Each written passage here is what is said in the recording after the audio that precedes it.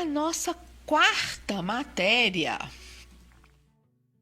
é sobre a história de um casal. A moça ficou doente.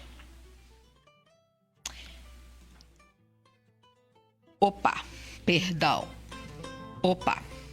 Vamos lá. A moça ficou doente. E o marido é um casal jovem, um casal bem jovem. E o marido, então, se dedica a cuidar dela.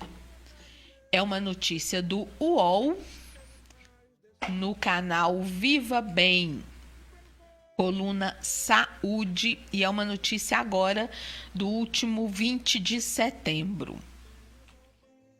Marido cuida de esposa que ficou em estado vegetativo. Abre aspas, eu preciso dela. Fecha aspas. Desde 2018, o motorista de aplicativo Davi Alexandre, de 27 anos, olha que novinho, se dedica à esposa Bruna, de 26, que ficou em estado vegetativo aos 24 anos. Após sofrer 2 paradas cardiorrespiratórias, Bruna ficou com graves sequelas devido à falta de oxigenação. Não anda, não fala e precisa de cuidados 24 horas por dia. A seguir, Davi conta a história do casal. Eu e a Bruna nos conhecemos desde criança. Aos 14 anos, nos comprometemos um com o outro, mas só começamos a namorar oficialmente aos 18 e nos casamos com 21. Decidimos assumir o relacionamento só quando tivéssemos mais estrutura emocional e financeira. Somos testemunhas de Jeová e seguimos uma série de princípios. Éramos um casal jovem. Aliás, antes, como ele está falando aqui que eles são testemunhas de Jeová, eu conheço casais assim, que o marido cuida da esposa doente. São poucos, são em número infinitamente melhor que o inverso, da mulher cuidando do marido doente. Mas sim, aqui do meu prédio mesmo tem um senhor idoso que cuida da esposa com Alzheimer e conheço alguns outros casos aqui fora do prédio. E não são testemunhas de Jeová. Então, assim, claro que no caso desse rapaz, a história deles é contaminada pela fé que eles professam, pela filosofia de vida que essa fé representa, mas fora desse âmbito religioso, há casos parecidos. E ele continua, então. Éramos um casal jovem, cheios de planos e sonhos, entre eles o de ter um filho em 2020. Nossa rotina era como a de qualquer casal. Durante o dia nós trabalhávamos. Eu era assistente administrativa em uma empresa e a Bruna era auxiliar de professora. Ela fazia a inclusão de crianças com síndrome de Down em sala de aula. À noite, nós ficávamos juntos. Íamos para a igreja e, aos finais de semana, passeávamos e visitávamos a família. Bruna passou mal enquanto assistíamos a um filme. Em uma dessas visitas à família, no dia 28 de janeiro de 2018, eu e minha esposa fomos almoçar com a mãe dela na casa dela, com a minha mãe na casa dela. À tarde, deitamos no sofá para assistir a um filme, quando a Bruna começou a passar mal e teve uma convulsão seguida de uma parada cardiorrespiratória. Gente, uma moça nova, 26 anos na época. Não, 24, né? É o que conta aqui em cima, 24 anos na época. Ela estava bem de saúde, não tinha se queixado de dor nem nada do tipo. Foi algo fulminante. Saí correndo pela rua pedindo que algum vizinho me emprestasse um carro para levá-la à UPA. Ao chegar lá, os médicos demoraram cerca de 25 minutos para conseguir reanimá-la e entubá-la. Ela ficou entre a vida e a morte. Gente, tem um negócio que chama testamento vital, em que você informa os seus desejos O que você gostaria que fizessem com você caso você chegue numa situação de morte ou de quase morte? Por exemplo, o meu desejo é que eu não seja reanimada. Morri, tá morrido, pelo amor de Deus. Não me reanima para eu voltar sequelada, igual essa mulher tá na cama, em estado vegetativo, e assim vai ficar até morrer. Não me reanima para depois ficar trocando minha fralda, me dando comida na boca. Morri, tá morrida. Faça o seu testamento vital. Você pode fazer em cartório. Se você não quiser fazer em cartório, fazer algo tão formal, fale com a sua família. Se eu tiver uma doença que eu não possa, que não tenha cura, aí eu tenho uma parada cardiorrespiratória, eles vão lá e me ressuscitam. Pra quê? Para eu morrer depois da tal da doença que está me consumindo, como um tumor, por exemplo? Então, eu já falei aqui no programa, pensar no futuro, inclusive em relação à morte, não é antecipar, muito pelo contrário. É ter a capacidade de planejar o que você quer, é para o seu bem. Lá em casa a gente conversa sobre isso, às vezes brincando, às vezes sério. E eu não quero que me entube. Eu não quero que me reanime. Se eu morrer, morri. É claro, gente, que acabei de morrer, você me ressuscitou, 2 minutinhos ali, voltei, tudo bem. Mas 25 minutos reanimando uma pessoa, sabendo que a falta de oxigenação no cérebro causa sequelas terríveis. Pô, sacanagem. Muita sacanagem. Continuando a matéria. Bruna foi transferida para um hospital e teve mais uma parada cardiorrespiratória. A mulher queria morrer e o povo tá que ressuscita a mulher. Eita ferro! Após uma série de exames e avaliações durante dias, os médicos disseram que, devido à falta de oxigênio, minha esposa tinha ficado com várias sequelas. Entre elas, uma lesão encefálica e alienação mental, além do quadro de arritmia cardíaca. Em resumo, eles me falaram que ela ficaria em estado vegetativo permanente e que se ela conseguisse abrir os olhos, já seria lucro. Para isso que reavivar essa mulher é mole. Bom, ao total, a Bruna ficou internada 1 ano e 6 meses, sendo 1 mês e 22 dias na UTI. O primeiro mês foi o mais difícil para mim, diz o esposo. Não conseguia lidar com a situação e fiquei muito mal. Segundo o diagnóstico da psiquiatra, eu entrei em uma depressão profunda. Gente, natural, normal. A vida tinha perdido sentido para mim. Só enxergava dificuldades, incerteza e sofrimento para o futuro. Chorava e tinha crises de ansiedade. O apoio dos amigos e familiares foi fundamental para eu melhorar. Nós tínhamos um grupo de 200 voluntários que se revezavam comigo no hospital. Gente, olha que bacana. Com certeza isso aqui vem do grupo religioso que ele frequenta, porque ninguém tem 200 amigas assim, não. Você imagina. E é punk. Você acompanhar uma pessoa no hospital é punk. É duro, te desgasta física e emocionalmente. Bom, eles levavam a comida, ajudavam as enfermeiras, davam apoio emocional e financeiro.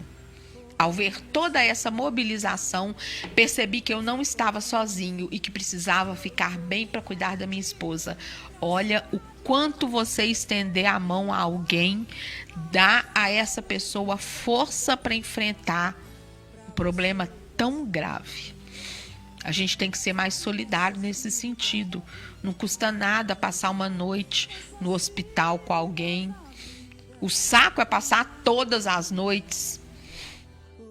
Custa passar uma noite, custa se oferecer para sacrificar um domingo seu para ficar com alguém doente, para aquele familiar e descansar. A gente tem que pensar mais nisso. Aí ele continua. Após mais de 1 ano e meio no hospital, entre altos e baixos, a Bruna apresentou uma boa evolução, surpreendendo os próprios médicos. Ela passou a respirar sozinha, a movimentar alguns membros do corpo e a demonstrar pequenas emoções, como semblante de riso e de choro. Em agosto de 2019, ela recebeu alta e veio para casa. Montei um quarto hospitalar para ela, com cama, aparelho de oxigênio e de aspiração. O convênio oferece uma assistência em domicílio, que inclui a visita do médico uma vez por mês, fisioterapia e fonoaudiologia 2 vezes na semana. E diariamente uma técnica de enfermagem para auxiliar no banho. Gente, isso faz uma diferença. Quem tem familiar doente, que não tem esse suporte, sabe a falta que isso faz. Durante o dia, cuido da minha esposa e à noite trabalho. Durante o dia, cuido da minha esposa, ajudo no banho, troco fralda, dou comida, acompanho as terapias, limpo a casa e resolvo as questões burocráticas. Quando a Bruna estava internada, fui demitido da empresa que trabalhava como assistente administrativo porque não estava rendendo o esperado. Pois é, né? Quando ela voltou para casa, comecei a trabalhar como motorista de aplicativo. Geralmente trabalho quando aparece alguma corrida ou depois que ela dorme, das 20 horas às 3 da madrugada. Minha mãe e minha sogra ficam com ela nesse período e sempre que preciso sair para resolver alguma coisa. Elas e uma amiga me ajudam muito. Atualmente, as despesas com a Bruna estão em torno de 7 mil por mês. O auxílio doença foi rejeitado 2 vezes. Bom, eles devem entrar na justiça para ver isso, porque se ela estava empregada, ele conta que ela era auxiliar de professora. Então, tem que ver isso. Às vezes estava numa escola particular e não estava registrada, né? Pois é. Vivemos com a minha renda e com as doações de amigos, familiares e desconhecidos. Os dados para quem quiser nos ajudar estão no meu Instagram, @Bruna e Davi Amor. Davi com D mudo no final. Bruna e David com D mudo Amor. Bruna e Davi Amor. Estou tentando arrecadar fundos com as vaquinhas para comprar uma medicação do Canadá que age como um suplemento para recuperação neurológica associado à fisioterapia. O custo do tratamento para 3 anos é cerca de R$100 mil. Mesmo em estado vegetativo, converso bastante com a Bruna e sigo uma das orientações médicas, que é estimular a memória dela com detalhes. Relembro os momentos que ela viveu, conto como foi o dia do nosso casamento, um passeio legal que fizemos ou uma comida gostosa que comemos. Vejam, ele estimula a criação ou a retomada de sinapses neurais para estimular o cérebro dela funcionar. Isso é muito interessante. Além disso, conto da nossa rotina e estudo a Bíblia com ela. Nas nossas conversas, sempre peço para ela ter fé, paciência e paz, que o tratamento é longo, mas está dando resultado. Desistir da Bruna seria uma covardia. Diariamente declaro meu amor por ela e digo que sempre estarei ao lado dela. Tem dias em que fico triste e desanimado, mas nunca pensei em desistir. Seria uma covardia. Renova as forças em Deus, Jeová, e quando vejo o semblante dela sereno, e tranquilo. Na questão da intimidade, os médicos disseram que não haveria problema em ter relações sexuais com a Bruna. Eles comentaram que para alguns pacientes no mesmo estado que ela, a experiência foi boa. Por mais que eu sinta falta de fazer sexo com a minha esposa, acho que não é o momento para isso. O amor e o respeito prevalecem sobre esse desejo. Gente, eu acho tão complicado isso, porque se a moça não tem discernimento, me parece estupro. Sexo não consentido. A Adriana, ela vai esboçar alguma forma de prazer. Tudo bem. Então você vai ali aos pouquinhos, experimentando, tocando e vendo quais são as reações dela. Mas ainda assim, como os médicos disseram, vocês vão lembrar que a matéria mais acima disse que houve perda de cognição, houve perda de capacidade mental. Então é como se fosse uma criança. E se o entendimento dela é de uma criança, não há que se falar em consentimento para fazer sexo. Então, assim, muito me espanta médicos dizerem isso. Eu conheço o caso de um rapaz que foi atropelado. Eu acompanho eles no Instagram e no TikTok. Ele perdeu massa encefálica e ele ficou inicialmente no estado vegetativo, mas a esposa estimula tanto esse cara que ele tá bem melhor, apesar de ele ainda ter muita sequela, ele ainda tem muita dificuldade para falar, ele só balbucia, ele ainda tem muita dificuldade motora, um lado dele tá todo paralisado, com o outro ele já tá conseguindo ter um pouquinho de movimento, até meio quase conseguindo segurar algumas coisas, mas o intelecto dele tá preservado. Ele não sofreu perda de capacidade cognitiva. Ele compreende tudo que se passa. A mente dele, em termos de capacidade de cognição, não foi afetada. E eles fazem sexo. E ele até, a esposa não se sentia bem, mas de tanto ele insistir, eles conversaram com os médicos e foi aconselhado que sim, tudo bem. E aí, tá beleza.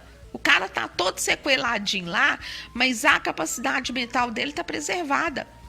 Ele quer sexo, ele esboça a vontade de fazer sexo. E aí, tudo bem. Mas no caso dessa moça, a matéria diz que ela não ficou com a cognição preservada. E aí é como se o marido estivesse cuidando de uma criança.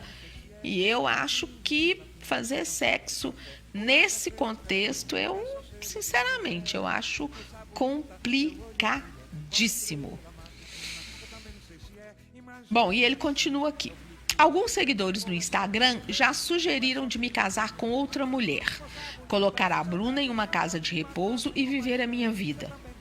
Muitas pessoas acham que ela precisa de mim por todas as limitações na saúde dela, mas a verdade é que eu preciso dela. Gente, cada um sabe de si. Esse moço é de uma fortaleza absurda.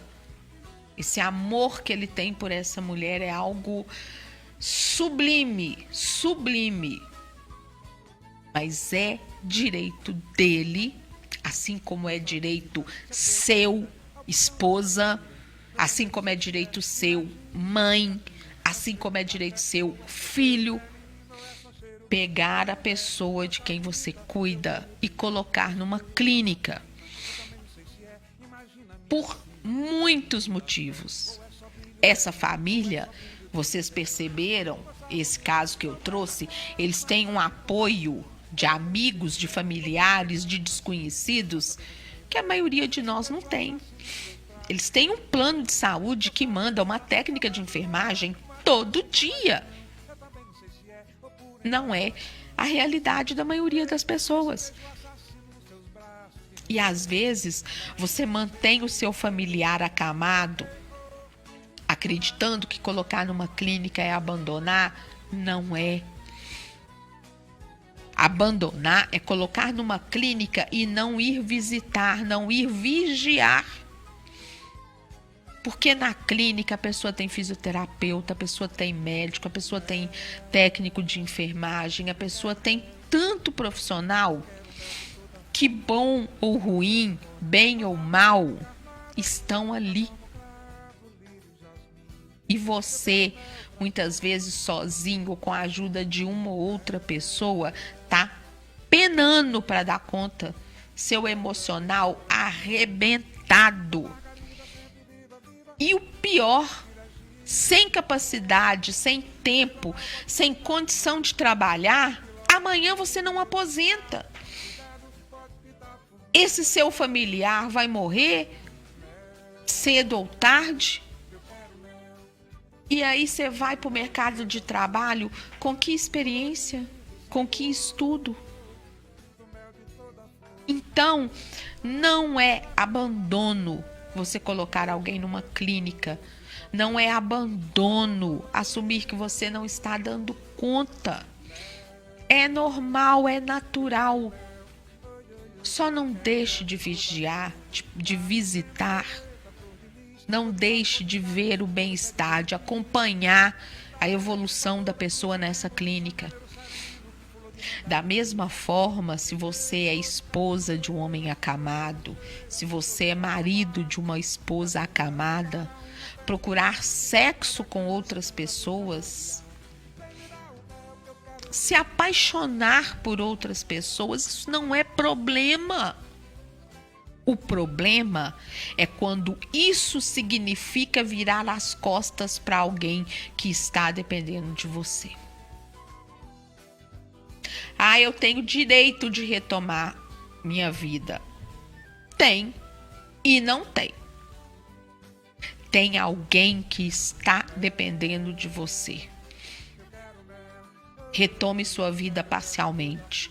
Apaixone-se, mas deixe claro o seu compromisso moral com alguém que precisa dos seus cuidados. Seja financeiro, seja cuidado efetivo, como esse rapaz faz. Arruma uma namorada, arruma um namorado, tem problema não. Foda-se porque vão dizer a seu respeito. A sua saúde mental é mais importante. Arrume a válvula de escape que for necessária.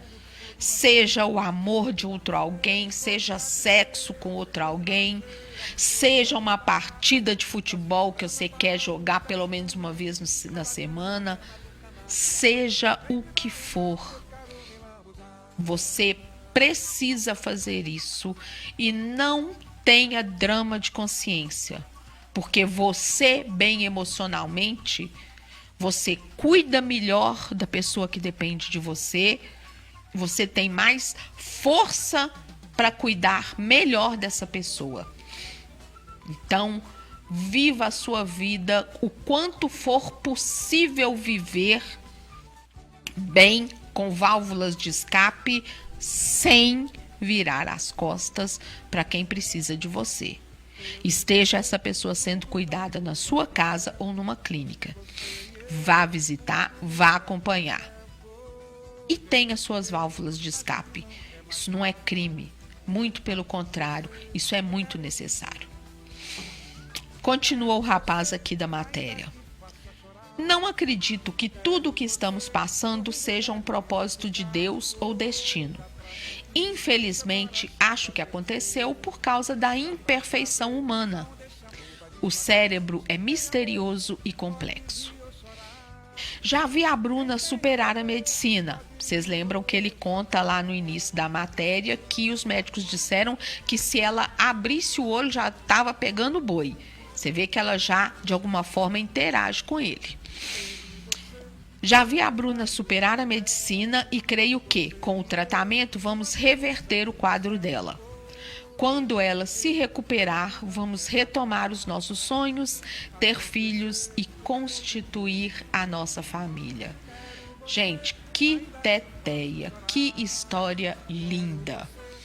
Que seja motivo para muitas reflexões da parte de todos nós, quanto às válvulas de escape que eu falei, quanto a assumir que não está dando conta, quanto a fazer o que for preciso para manter a sua saúde emocional, sem que necessariamente isso signifique que você precisa abandonar essa pessoa.